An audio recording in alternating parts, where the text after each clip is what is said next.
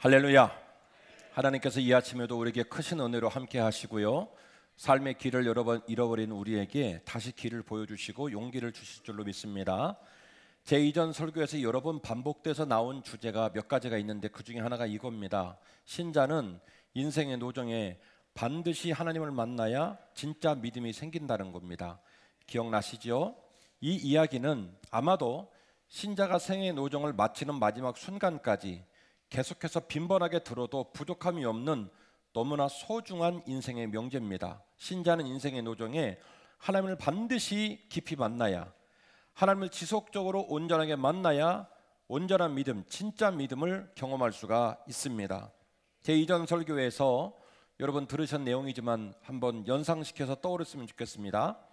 이스라엘 백성이 출애굽을 한 이후에 약 2년이 못 미친 지점에 가데스 바네아, 이제 그 가데스 바네아 평원에서 내려보면 이 요단 왼편에 있는 이스라엘 지역이 쫙 보이는 그 고원 지역에서 이스라엘 백성 중에 대표인 12명을 정탐꾼을 들여보냅니다. 그 정탐꾼이 40일 동안 가나안 땅을 정탐하고 말하기를 우리는 그 땅을 들어갈 수가 없다. 그 땅은 네피림 족속 아낙 자손의 땅이고 성이 너무너무 견고하고 사람들이 기골에 장대하여 우리는 그들 앞에서 메뚜기처럼 생긴 사람이니까 못 들어간다. 그래가지고 결국 거기서 거절당한 땅 때문에 38년 동안 광야를 여행하고요, 합쳐서 40년 동안 광야를 헤매고 다닙니다. 그리고 나서 요단 동편에서 요단 서편으로 도하를 하고 그리고 이제 가나안 땅에 들어가게 되는 것, 여러분이 설교를 들었던 것을 기억하실 줄로 믿습니다.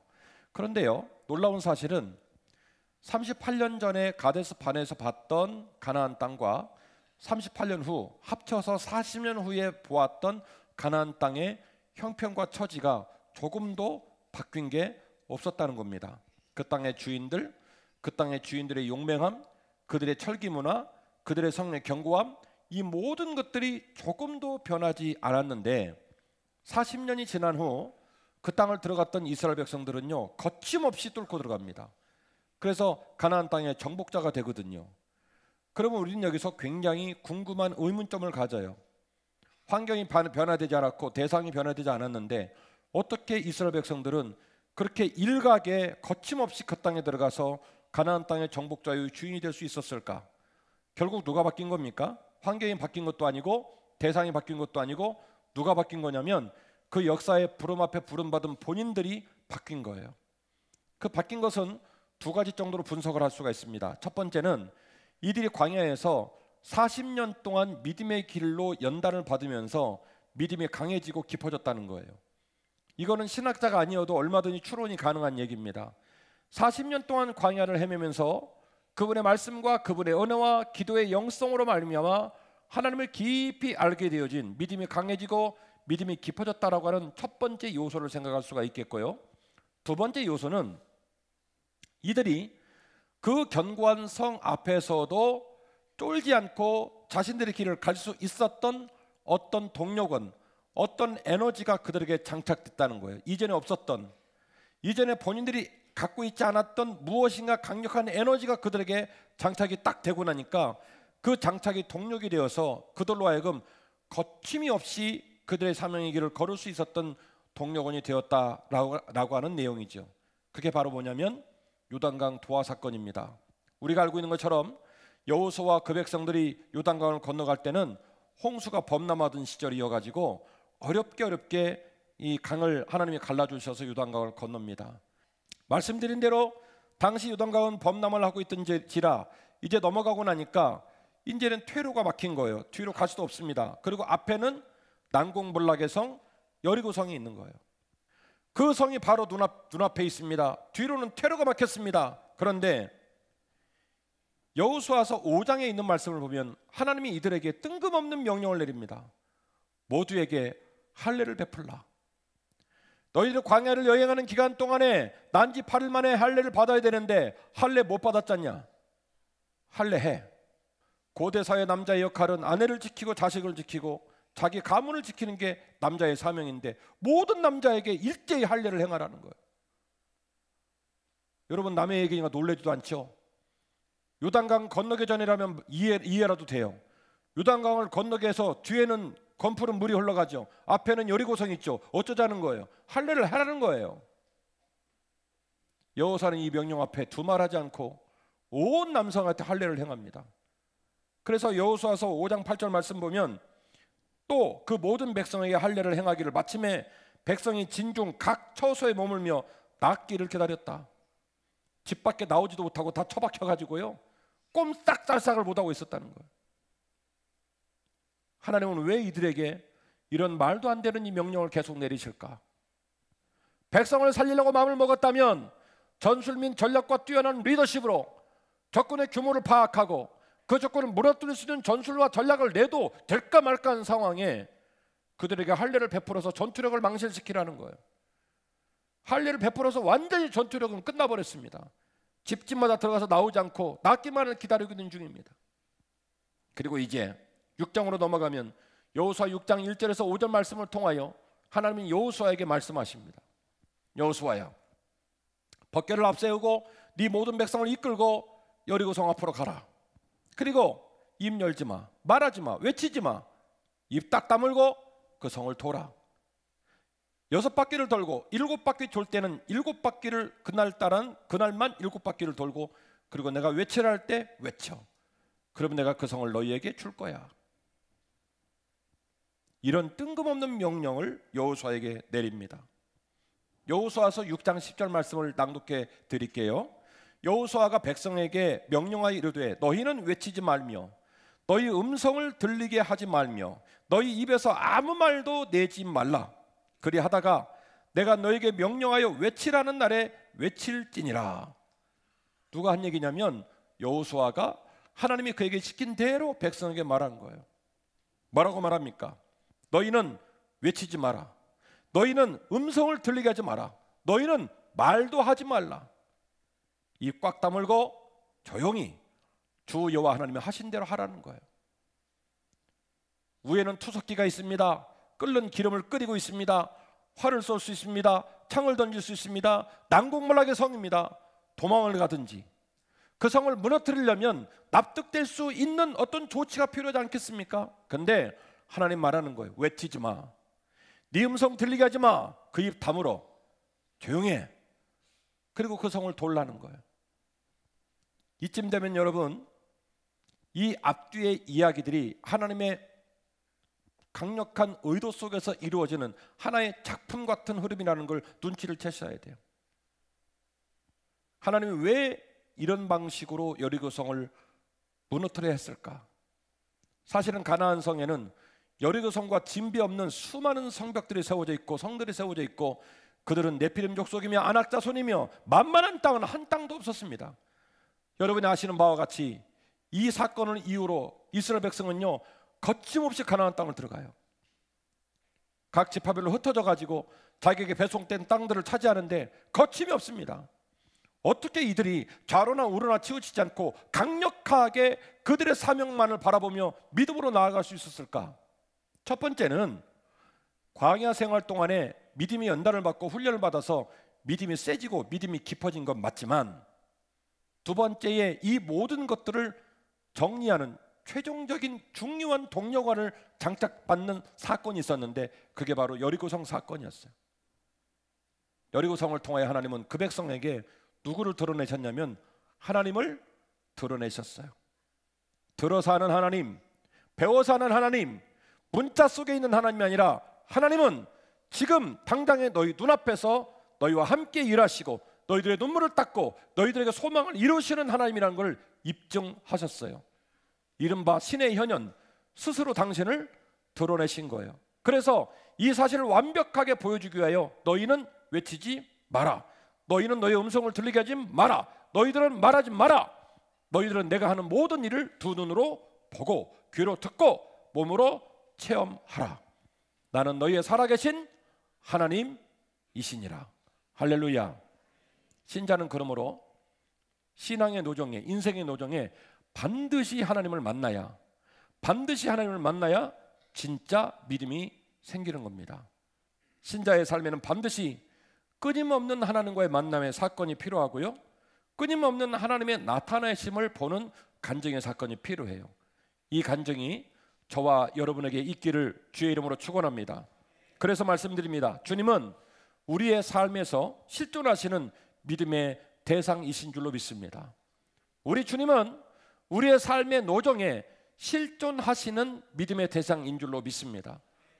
글로 읽을 수 있는 주님 말고요, 귀로 들을 수 있는 주님 말고요, 믿음이 좋다는 분의 간증을 통해 알게 된 주님 말고요, 주님은 우리의 삶의 현장에 지금도 실존하셔서 만지고 듣고 느끼고 일하시는 주님의 능력을 경험할 수 있는 살아계신 주님이신 줄로 믿습니다.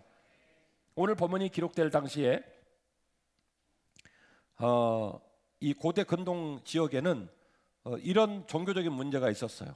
신은 존귀하시고 고귀하신 분이신데 이 존귀하시고 고귀하신 분이 어떻게 낮고 천하고 연약한 인간의 몸을 입겠느냐? 그럼 불가능하다. 그런데 자꾸 주님을 따르는 자들이 주님이 우리와 함께 하신다, 실존하신다, 같이 먹으신다, 같이 슬퍼하신다, 같이 늙어하신다 얘기하니까 그건 이해할 수 없다. 그래서 이른바 뭐라고 말하냐면 있는 것처럼 보인다라고 해서 가현설. 영지주의를 비롯한 당시 철학의 사조들은요, 신은 보이지 않는 신적인 권위와 존재를 가지고 있지 우리와 함께하고 있지 않다. 그래서 만일 우리 중에 신이 있다고 말한다면, 신을 보았다고 말한다면, 신이 실존한다고 말한다면 그건 있을 수도 없다. 그래서 구레네 시몬 얘기도 우리가 얘기를 하고 있지만 실제로 십자가 달릴 때 예수님이 십자가에 달린 게 아니라 엉뚱한 사람 대신 세우고 주님은 흉내내는 모양으로 있었다, 이런 해괴망측한 소리를 자꾸 했던 거죠. 이 시대에 여러분들이 이 문제를 심각하게 논의하지 않는 이유는 우리가 사는 시대에는 누구도 이 문제로 교회를 핍박하거나 누구도 이 문제로 기독교적인 어설러티를 말하는 데 있어서 고민하지 않기 때문에 여러분은 외우지도 못하고 피부에 와닿는 문제도 아니에요. 그런데 요한복음이 기록되고 있을 때는 이런 심각한 영지주의의 영향이 기독교인들을 계속 압박하고 예수 그리스도를 믿는 믿음이 무엇인지를 헷갈리게 하는 요소로 계속 시한폭탄처럼 작동되고 있던 때입니다. 그러니까 신자들이 도대체 주님이 우리 안에 있는 건지 있지 않는 건지 막 고민을 하는 어려운 시절이었다는 거죠. 이때에 요한복음의 기자는 요한복음의 초장부터 이런 일련의 이야기들에 관하여 강력한 제동을 겁니다. 동의할 수 없다. 살아계신 하나님께서는 당신의 아들 예수 그리스도를 통하여 신의 권위와 영광과 모든 고귀함을 포기하고 인카네이션, 인간의 몸을 입고 이 땅에 오셔서 우리와 함께 잡숫고 우리와 함께 주무시고 우리와 함께 늙어가며 우리의 삶에 눈물을 나눠갖고 우리의 삶의 문제를 해결하며 지금도 우리 가운데 실존하시는 하나님이시다. 하나님은 하늘에 계실 뿐만 아니라 지금 우리 눈앞에 함께 계시다. 이것이 바로 요한복음이 말하고 싶은 예수님의 이야기예요. 지금은 가연설과 싸우고 있지 않기 때문에 우리는 가연설이 말하는 순환에 관하여, 가연설이 말하는 가연의 형태에 관하여 고민을 할 이유가 없지만 요한복음 기자가 기록을 할 때는 이 문제는 심각한 종교적인 싸움이었어요. 그래서 여러분이 읽을 때 그 말이 그 말 같고 그 말이 그 말 같은 이야기에 집중을 왜 하고 있을까? 제가 배경사를 말씀드리고 나니까 이제 마음에 와닿으실 거예요. 왜 이런 용어와 단어를 썼는지. 하나님은 하늘에 계신 하나님일 뿐만이 아니라 지금도 우리와 함께 하시고 우리 가운데 말씀이 육신이 되어 우리 가운데 거하시다는 얘기를 강력하게 증거하고 있는 겁니다. 요한복음 1장 14절입니다. 말씀이 육신이 되어 우리 가운데 거하심에 우리가 그의 영광을 보니 아버지의 독생자의 영광이요 은혜와 진리가 충만하더라. 지난번 설교 때 이 은혜와 진리라는 말의 관용적인 어구를 제가 영어 이디엄이라는 단어로 설명을 좀 드렸어요.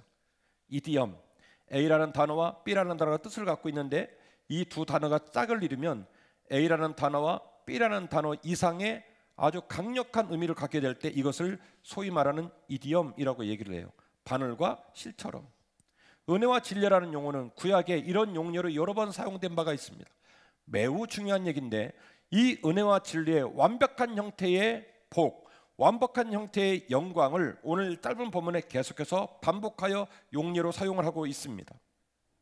요한이 그에 대하여 증언하여 외쳐 이르되 내가 전에 말하기를 내 뒤에 오시는 이가 나보다 앞선 것은 나보다 먼저 계심이라 한 것이 바로 이 사람을 가리킴이니라. 우리가 다 그의 충만한 데서 받으니 은혜 위에 은혜이더라. 할렐루야.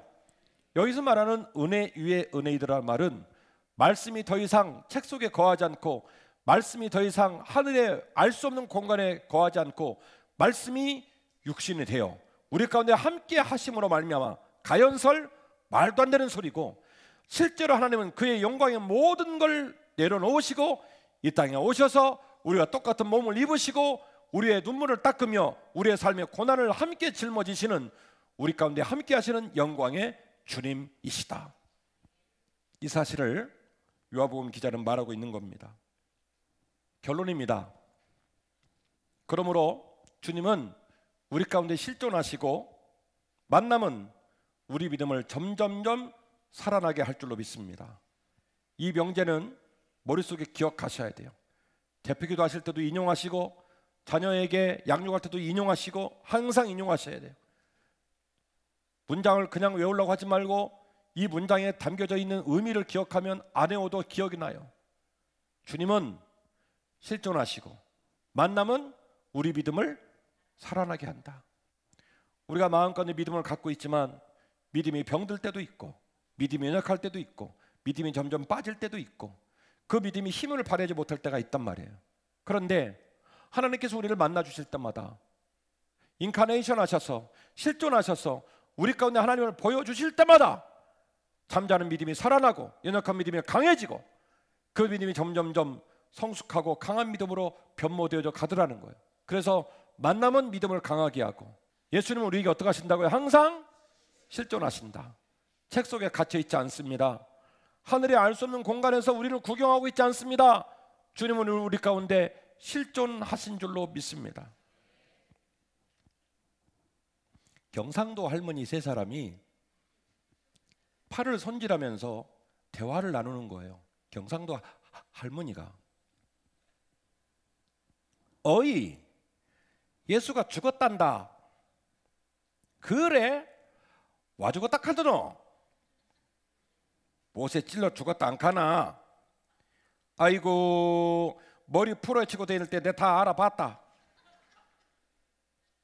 그러자 아무 말도 안 하고 있던 또 다른 할머니가 얘기를 했습니다. 그런데 예수가 누구? 몰라. 우리 며느라가 아버지 캐 쌓는 거 보니 사돈어른인갑제. 그래, 문상은 갔더나? 아니, 안 갔다. 왜 안 갔노? 안 그래도 내 갈락했더니 고마 사흘 만에 살아났다 하더라. 웃자고 한 소리지만 이 짧은 이야기에는 굉장히 중요한 이야기가 담겨져 있습니다. 이 팔을 다듬고 있던 새 할머니는 예수 믿는 사람이 아니에요. 예수님하고 같은 공동체로 존재하는 사람이 아니라 구경하는 사람이에요. 그런데 이 세 사람은 분명하게 알고 있어요. 젖은 며느리가 믿는 예수님은 죽은 예수님, 상상 속에 있는 예수님, 종교적인 명제로 있는 예수님이 아니라 살아있는 예수님이시라고. 젖은 며느리, 우리 집 며느리가 믿는 예수님은 종교적인 예수님이 아니라, 책 속에 있는 예수님이 아니라 바로 살아있는 예수님. 젖은 며느리가 믿는 예수님은 살아있는 예수님. 난 누군지 이 며느리가 궁금해요. 너네 집 할머니 세 사람이 인정을 한 거예요. 저 집 며느리 믿음을. 젖은 며느리는 종교인이 아니라고. 그저 교회나 왔다 갔다 하는 사람이 아니라고. 앞만 봐도 저 집 며느리가 믿는 예수님은 살아있는 예수님이고, 저 집 며느리는 그 예수님을 정확하게 알고 있고 정확하게 믿고 있다고 새 할머니가 이야기한 거예요. 오늘 보면은 사도 바울의 서신서 속에 지속적으로 등장하는 중요한 논리를 우리로 하여금 떠올리게 합니다. 그것은 바로 절대로 율법이 우리에게 구원을 줄 수 없다는 사실, 오직 예수 그리스도만이 구원이 되신다는 사실들을 일깨우고 있습니다. 요한복음 1장 17절, 오늘 부목사님 읽어주셨잖아요. 같이 한번 보실까요? 중요한 부분이기 때문에. 찾으셨어요?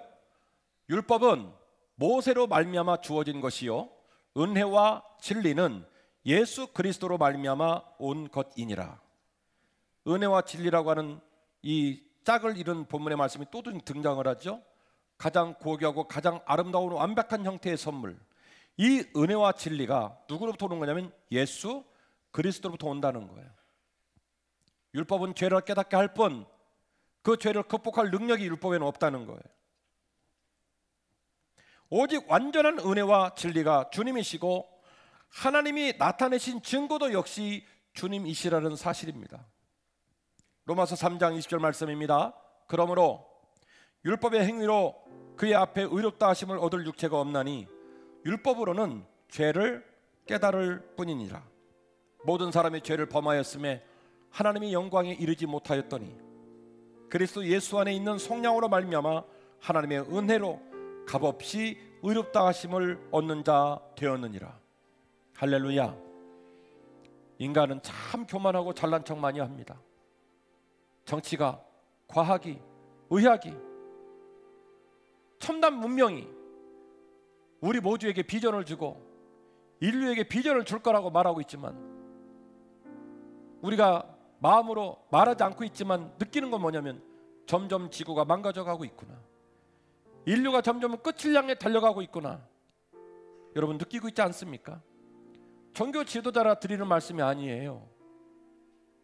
진짜 빛은 예수 그리스도밖에 없습니다.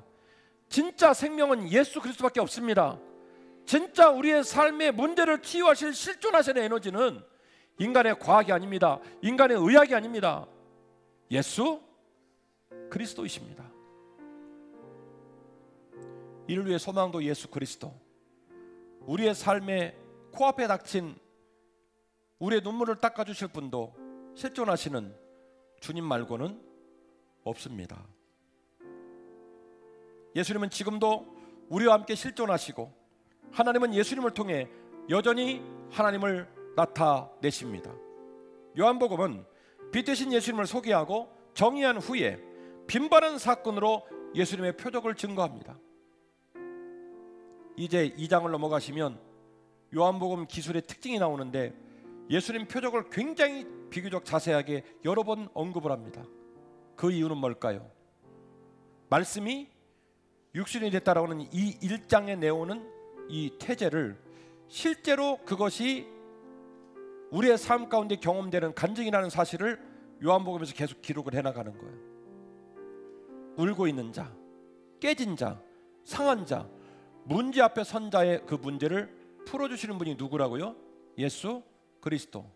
당장 이 2장만 봐도 가나의 혼인잔치 사건 나오잖아요. 잔치가 물을 익었는데 술이 떨어진 거예요. 난리가 난 거예요. 잘 가던 잔치가 절단나게 생겼습니다. 그때 어머니가 예수님에게 권면하죠. 아들 좀 도와줘. 아들 좀 도와줘. 그러자 주님께서 종들에게 시켜서 항아리에 물을 떠오라 말하고 안수기도를 한 것도 아니고 그냥 물 떠오라 말한 다음에 떠다가 연회장 주라고 그랬습니다. 연회장이 그 물을 마시고 난 후에 한 말이 뭡니까? 보통 잔치를 하면 좋은 술을 먼저 내고 취한 다음에 나쁜 술을 내거늘 이 집 주인은 가장 좋은 술을 남겨뒀다 장치에 막바지에 냈다고 극찬을 했습니다. 주님은요 실존하시는 주님이에요. 문제가 생긴 사람에게, 어려움 당한 가정에게 주님께서 피할 길을 내고 주님께서 희망의 문이 되어 주십니다. 그래서 요한복음은 표적 얘기를 너무나 많이 기록을 해놨어요. 주님이 가는 곳마다 상한 자가, 깨진 자가, 병든 자가 낫고 치유받는 역사가 나타난다는 사실을 계속해서 반복적으로 증거하는 게 요한복음의 특징입니다. 신자는 이 계속되는 예수님의 표적을 사모하고 그 표적을 경험함으로 믿음의 사건이 지속되고 깊어지고 단단해지는 믿음으로 점점 살아나야 할 줄로 믿습니다. 주님은 우리에게 실존하시고 만나면 우리의 믿음을 점점 강하게 하는 줄로 믿습니다. 오늘 설교 제목 주보에 보셨죠? 뭐라고 기록되어 있습니까? 실존하는 믿음. 우리가 코로나 바이러스 한복판에 있지만 우리가 할도리는 하겠지만 제가 볼 때는 인류가 깨달아야 될 것은 우리 모두는 죄 중에 감염되어 우리 스스로는 누구도 구원할 수 없다는 걸 깨달아야 돼요. 여호와께로 돌아와야 합니다. 오직 주님이 길이시고 오직 주님이 답이라는 것을 기억하고 믿음으로 서는 저와 여러분 되어야 될 줄로 믿습니다.